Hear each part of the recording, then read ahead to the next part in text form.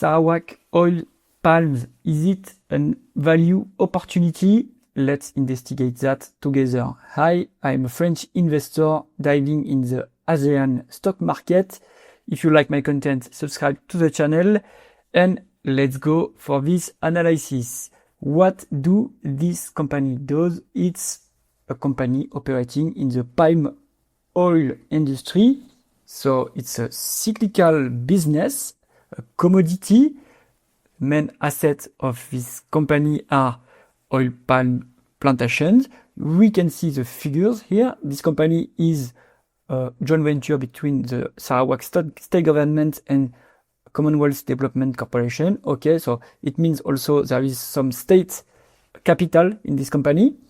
The market cap is 2.4 billion US dollars. We'll check that just after. We can see in their website the plantations they have. These plantations are located in Sarawak, Malaysia, and they have, I would say, the diversified asset base. Let's go for this analysis. The market cap is 4.1 billion ringgit.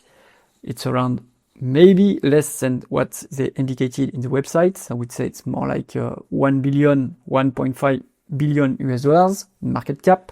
The stock price went from 2 ringgit up to 4.6 ringgit. Okay, interesting. Good performance over the last 10 years. It doubled, more than double. Let's check the revenue growth. We have a median revenue growth of 5%, which is decent, I would say.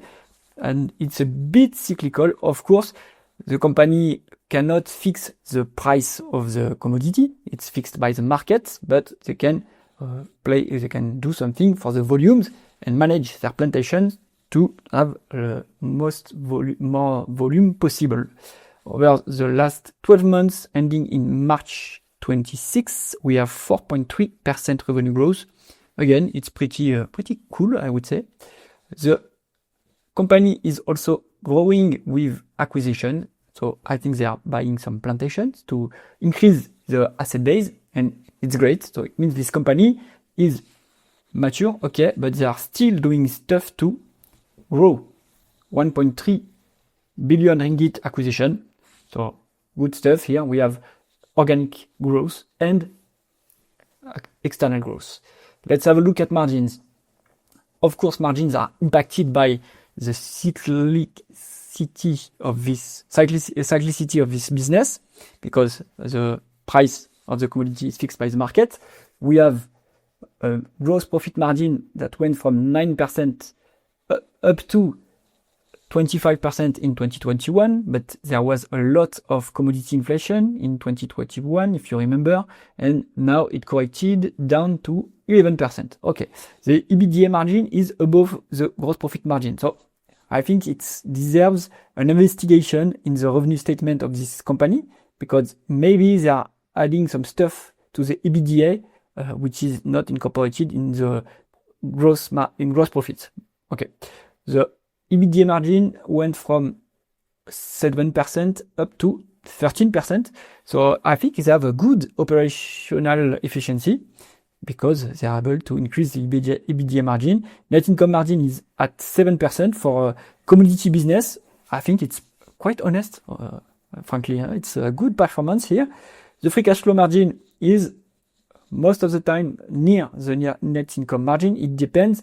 I think sometimes they are investing and it's increase the capex. Thus, the free cash flow margin is lower. But currently it's 6%. I think it's pretty okay. So margins are okay. It's not impressive, but it's a cyclical business. So of course you have to expect cyclicity in the margins. Let's have a look at net income conversion in free cash flow. I would say that there is some loss between net income and free cash flow. Of course, they are losing over the last 10 years 1 billion ringgit. It's not big. It's not, I think, worrying. If we check, the net working capital is 700 million ringgit. You have to compare to the revenue to check if it's under control. Below 25% is okay.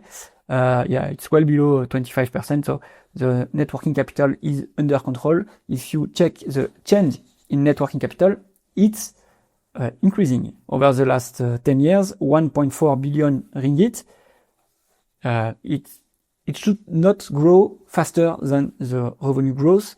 So keep an eye on this net working capital. I think it's expected that this net working capital grows. This company is not a huge company, so they don't have control over payment delays, and also the inventory. The inventory will depend on the market demand. So I would say that the net working capital is under control. It would be great if the management were able to manage this net working capital. So if you want to check the capital expenditure against the depreciations and amortization, we have less capex than D&A, and we have 2 billion ringgit other non-cash items. So I think this company is not investing that much in the current fixed asset base. They are investing of course, in the net working capital, but they are, I think, buying some properties to expand, and they are just maintaining the current properties plantations with a level of capex which is below the level of D&A.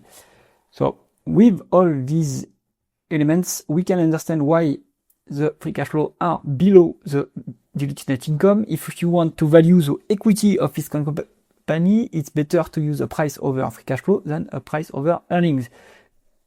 Let's have a look at profitability. We have the return on invested capital. I think it's fine. 7% median value over the last 10 years.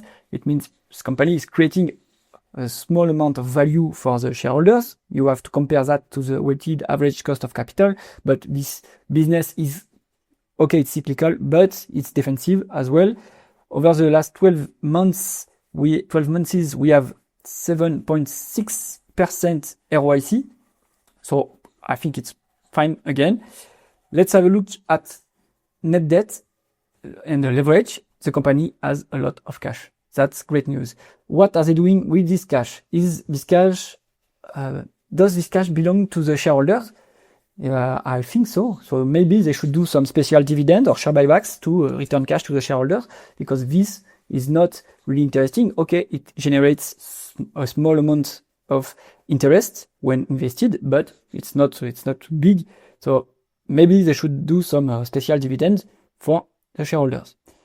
Let's have a look at shareholder remuneration. We have free cash flow of 341 million ringgit. We have a dividend which is around 143 million ringgit. So they are paying less than 50% of the free cash flow in dividends. So this dividend is fine. Do we have some dilution? We have a small amount of dilution, so new shares emitted by the company. If we focus on this shares, the number of shares, I think it's not a big increase in share count. So it looks like performance stocks for the management or stock options. So a small amount of dilution. Maybe they should buy back shares to avoid this dilution, but it's not a huge level of dilution. And we have a shareholder yield of 3.2%, taking into account this dilution, but the dividend is around 4%, I guess. So good shareholder return, I would say. Let's have a look at valuation. Now we have an EBITDA, which is around 4 times. The median value is 5.1 times EV over EBITDA. This median value is not huge. We can see that during inflationary times, the valuation can go way above 5 times. Currently at 4 times, I think you are not paying that much for this company. There is no discount on the price over tangible book value, but it's at 1 time. So if the stock price retracts a bit, maybe we start to see again a discount on the price over tangible book value multiple. And what are the tangible assets for this company? Of course, it's the plantations. So it's and the inventory as well. So it has a lot of value. I think it has a real value at least. So you have a company which is pretty defensive, maybe a bit cyclical, but it's cheaply valued. You have some shareholder yield, which is interesting. So maybe it's worth adding Sarawak Oil Palms in your watchlist. I hope you found this video useful. If it's the case, subscribe to the channel and I see you in the next one. Bye bye.